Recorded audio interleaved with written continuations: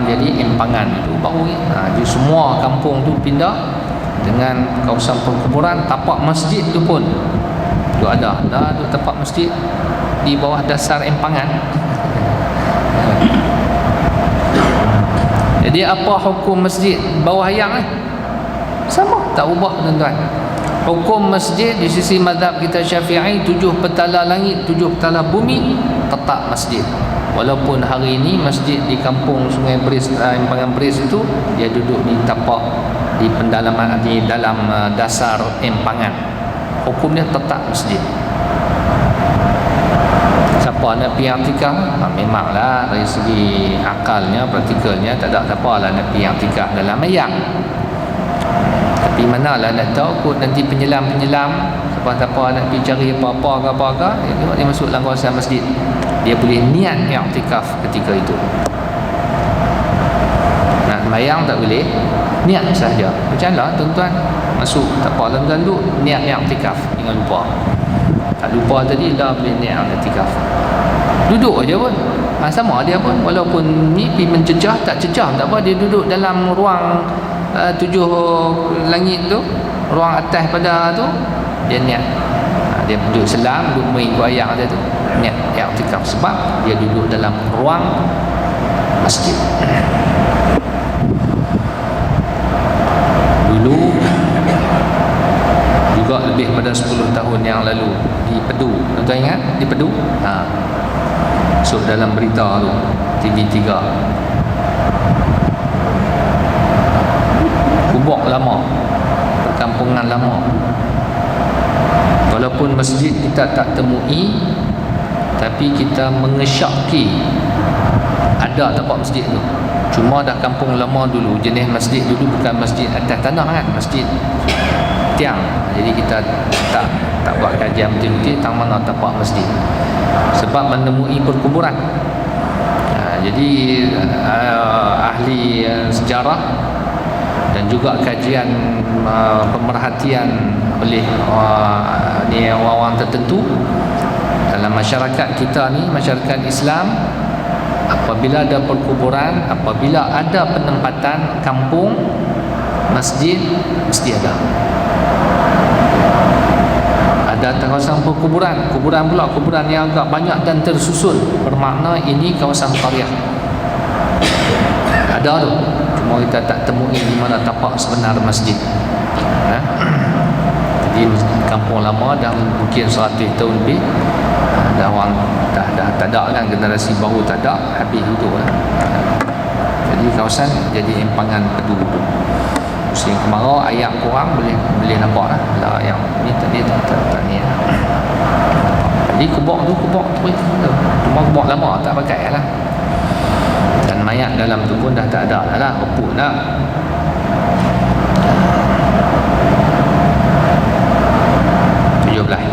Adakah disuruh kita membuat fidyah bagi orang yang meninggal sembahyang fardu dengan sengaja atau tidak sengaja setelah ia mati? Jika disuruh, ayat Al-Quran atau hadis yang mana tempat kita berpegang, dan jika tidak disuruh, apakah hukum orang yang membuatnya? Fidyah sembahyang, sama ada dia tinggal itu, sama ada sengaja ataupun tak sengaja, ahli waris pada meninggal, ahli waris tahu nak buat fidyah. Boleh ke tak? Apa hukum buat fidyah? Ada asas ke tak? Ada sumber tempat berpegang ke tak? Disuruh membuat fidyah ke atas orang yang meninggalkan sembahyang dan puasa, sama ada dengan sengaja ataupun tidak dalam masa hidupnya. Dalilnya hadis yang diriwayatkan oleh An-Nasa'i daripada Ibnu Abbas, la yasumu ahadun wa la yusalli ahadun an ahadin walakin yut'imu anhu waliyu. Hadis riwayat Ibnu Abbas, Abdullah bin Abbas, yang direkodkan oleh Imam An-Nasa'i. Dan dalam satu riwayat yang lain pula ada menambah perkataan walakin yut'imu anhu makanu kulli yaumin muddan. Ada jatuh tu min hintatin wa hadha sanadun sahihun ala syartu syaikhain. Itu itu ada maknanya fidyah ni ada hukumnya dan ada sandarannya. Fidyah. Cuma fidyah itu fidyah puasa, fidyah sembahyang tu khilaf ulama lah. Khilaf besar ulama. Memang tak ada dalil khusus tentang fidyah sembahyang. Tapi yang kita duk buat dulu-dulu, orang tua kita dulu duk buat juga fidyah sembahyang, itu bersandarkan kepada amalan ulama. Dalam mazhab Syafi'i kita, Imam As-Subki ada dicerita dalam kitab Jawi, itu Imam Subki buat. Syekh Daud ada cerita, Imam Subki buat. Dia pun nakal daripada ulama-ulama terdahulu, walaupun tak ada dalil yang khusus. Apa hukum kalau buat? Tak ada apa, dengan syarat-syarat tertentu lah. Ada soalannya ada yang sebelum ni. Boleh jadi sah fidyah sembahyang itu kalau kena syarat-syaratnya lah. Ada syaratnya panjang lah sikit. Sebab dia satu tak ada dalil khusus, jadi masalah lah sikit. Khilaf ulama. 18. Kalau tak buat tak apa, tak apa. Bisa buat. Sedekahkan saja. Hujung tahun lepas mentua saya meninggal, kami buat fidyah sembahyang. Tak banyak lah kan, cuma waktu dia uzur, waktu dia yang dia tak bangkit dah tu, tak sedar tu agak lama, tak kira. Nak kira lagu mana? Macam puasa lah juga. Puasa sehari satu cupak. Ringan ya tuan-tuan, secupak pula. Nilai secupak hari ni kiraan negeri Kedah RM1.75. Kita genapkanlah RM1.08 secupak. Jadi sehari kalau siapa yang tinggal puasa disebabkan uzur ataupun orang tua, keluarkan fidyah puasa dia sehari secupak, iaitu sehari RM1.08. Harga hari ni lah. Nak mudah hari kita genapkanlah RM2 senang. Sehari RM2 ya. Dengan nilai, walaupun di sisi mazhab Syafi'i kita fidyah dikeluarkan dengan beras, tapi kita taklid kepada mazhab lain, iaitu harus mengeluarkan dengan nilai dia, iaitu RM2 sehari, RM2 pun dah 10 hari RM10, ni 10 hari RM20 RM10. Atau dia tak puasa itu sebulan tu, malam raya tu 30 hari bermakna RM60 keluar. Ini fidyah puasa bapa saya atau ibu saya bagi kepada siapa-siapa, pada fakir miskin yang lain. Sembahyang pun begitu juga, sehari secupak. Banyak. Apakah hadis sebagai keterangan yang mengatakan talqin mayat itu sunat? Kita duk beramal talqin. Setengah-setengah sahabat kita tak sujud qalih, tak pakai langsung. Ada juga kawan-kawan kita pun yang tak pakai talqin. Kita kata talqin sunat di sisi mazhab Syafi'i kita. Apa keterangan dia? Apa dalil dia? Apa sandaran dia? Hadis yang menunjukkan talqin itu sunat yang diriwayatkan oleh At-Tabarani, idza mata ahadun min ikhwanikum. Hadis ini daripada sahabat an Abi Umamah Al-Bahili. An Abi Umamah Al-Bahili, idza mata ahadun min ikhwanikum fasawaitum turaba ala qabri falyaqum ahadukum ala ra'si qabrihi thumma liyaqul ya fulan ibn fulan فإنه يسمعه ثم يقول يا فلان ابن فلان فإنه يقول أرشدنا يرحمك الله ولكن لا تشعرون. Hadis ni hadis dhaif. Kita abang tu terang. Satu yang puak pelih tu tak mau, hadis dhaif nak pegang apa? Pasal lepa pelih ni, lepa hanya berpegang pada hadis sahih sahaja. Jadi lain pada hadis sahih tak boleh dijadikan hukum, tak boleh nak pegang. Tuan-tuan, di sisi ulama, bukan ulama seorang dua, ulama yang besar-besar yang masya-Allah ilmunya, waraknya, hadis tak ni? Ni yang saya baca tadi ni diriwayatkan oleh At-Tabarani, Imam At-Tabarani, ahli hadis. Hadis tak? Hadis. Cuma dia lemah. Kalau dia lemah, dia mesti status hadis. Takkan nak buang. Kalau hadis maudhu', palsu, ya hatu kita boleh buang pasal hatu maudhu', hadis rekaan. Nabi tak sebut pun, Nabi tak kata pun, tak pernah dengar sahabat riwayat macam tu. Tiba-tiba timbul pula tengah-tengah zaman mana tahu dikatakan hadis. Cek, ini bukan hadis. Itu tak apa. Itu nama dia hadis maudhu', hadis palsu, rekaan, maudhu', rekaan.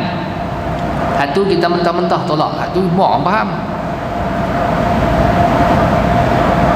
Macam hadis tentang kelebihan setiap malam Ramadan. Itu hadis maudhu'. Malam pertama apa dia, malam kedua kan 30 malam ada. Ui, kita pun tengok. Itu sah-sahlah hadis palsu. Jangan riwayat tolak mentah-mentah, jangan duk forward kalau nanti dalam grup WhatsApp dan sebagainya. Itu maudhu', terus mentah-mentah kita tolak. Adapun hadis dhaif, dia pasti hadis. Kalau dia status masih hadis, takkan kita nak tolak? Mana boleh? Hadis. Cuma dia lemah. Lemah dia tu pelbagai tempat lah, tak apalah, tapi orang lemah sepakat kata lemah. Lemah cuma tak boleh nak dijadikan, nak diambil buat hukum. Tapi kalau kita nak beramal dengan hadis tu boleh ke tak? Imam Nawawi kata boleh. Kebanyakan ulama kata boleh. Jadi ulama-ulama kita daripada nak buang hadis tu saja lagi berdosa daripada kita pegang dia. Cuma tak dijadikan, tak boleh nak dijadikan hukum, nak ambil hukum daripada situ, nak dijadikan hujah, nak dijadikan sandaran, itu tak boleh. Hujah lah, bukan sandaran. Ni ada sandaran. Maknanya sandar tu walaupun dhaif tapi kita bersandarkan juga, beramal juga.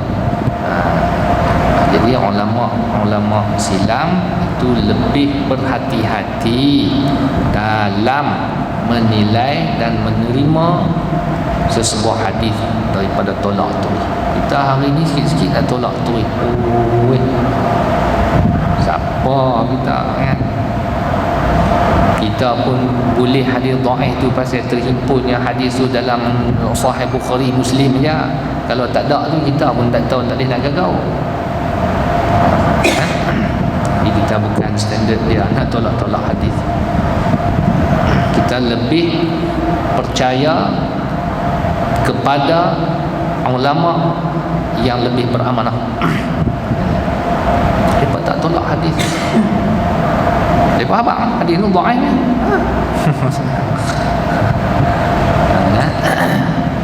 Dan diriwayatkan daripada Amr bin al-As katanya annahu qala idza dafantumuni fa aqimu ba'da dhalika hawla qabri sa'atan qadra ma tunhar juzur wa yufraqu lahmuha hatta asta'nisa bikum wa a'lama madza uraji'u bihi rusul rabbi. Ini hadis sahih. Hadis yang dhaif yang pertama tadi yang diriwayatkan oleh Imam At-Tabarani, idza mata ahadun min ikhwanikum, apabila mati salah seorang daripada saudara kamu, fasawaitumut turaba, samakan tanah atas kuburnya, ala qabri, falyakum ahadukum, hendaklah bangun salah seorang daripada kamu, ala ra'si qabri, di hujung kepala kuburnya, thumma liyaqul, kemudian dia kata, ya fulan bin fulan, wahai, sebut nama si mati itu bin fulan, fa innahu yasma'uhu, sesungguhnya dia mendengar kamu, si mayat tu dengar. Summa yaqul, kemudian kata lagi, ya fulan bin fulan, wahai nama si mayat tu sekian. Fa innahu yaqul arsyadana yarhamukallah, semoga Allah memberi petunjuk kepada kami dan juga Allah merahmati kamu, walakin la tash'urun, tapi kamu tidak menyedarinya.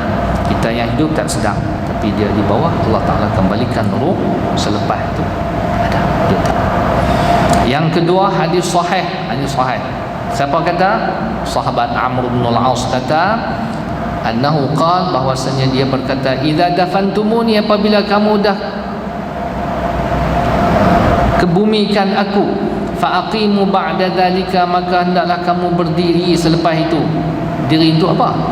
Haula qabri, dikelilingi kuburku, sa'atan, satu tempoh masa, qadramatun harjuzur, sekadar masa untuk pengurusan penyembelihan unta. Wa yufraqu lahmuha, yang boleh diedarkan daging-dagingnya. Hatta astanisa, sehingga aku merasa tenang bikum, dengan kamu. Wa a'lama ma dha uraji'u bihi rusul rabbi, dan aku, sehingga aku boleh mengetahui apa yang aku berhadapan dengan utusan-utusan Tuhanku. Munkar Nakir. Amr bin al-As kata, nanti apabila aku mati, hampa nanti dah kampuh aku ke bumi aku, hampa duduklah sat di keliling kubur aku, sekadar mana proses penyembelihan dan edaran daging sembelih, lapah daging unta apa semua sekok selesai. Lama mana kita kata? Bolehlah 45 minit, sejam kita kata. Duduklah sat tara tu. Jadi duduk sat tara tu untuk duduk saja kan? Dia sahabat, tentu dia tahu sikit sebanyak dia tahu. Sahabat besar tu Amru, kan sahabat kecil. Maknanya ada sesuatu yang sahabat Amru cuba ataupun nak bagi tahu, dan ada benda kalau suruh tunggu duduk dalam tempoh sejam ni bukan duduk saja. Berdoa lah, baca lah dan sebagainya. Kalau doa, baca, sebut sekian-sekian, talqin lah nama dia. Talqin lah. Cuma lafaz talqin tu berbeza lah. Itu je. Sebab talqin tak ada lafaz umum. Siapa-siapa boleh talqin tak nanti kata tu imam, tuan-tuan pergi baca, wahai fulan bin fulan, saudaraku sekian-sekian, kamu sekarang telah berpindah dari alam dunia ke alam barzakh. Kami yang masih hidup insya-Allah akan mengikuti kamu. Tenang-tenanglah kamu wahai di sana. Amalan-amalan kamu, amal ibadat kamu mudah-mudahan dapat menemani kamu. Apa saja. Itu ya. Kami berdoa kepada kamu, mudah-mudahan kamu dirahmati dan diampunkan dosa kamu oleh Allah Subhanahu wa taala. Ingatlah wahai tuan-tuan yang masih hidup. Tu juga orang hidup lah. No, talqin tu umum, macam khutbah orang tu bagi tazkirah, apa pun boleh. Supaya pengeringatan.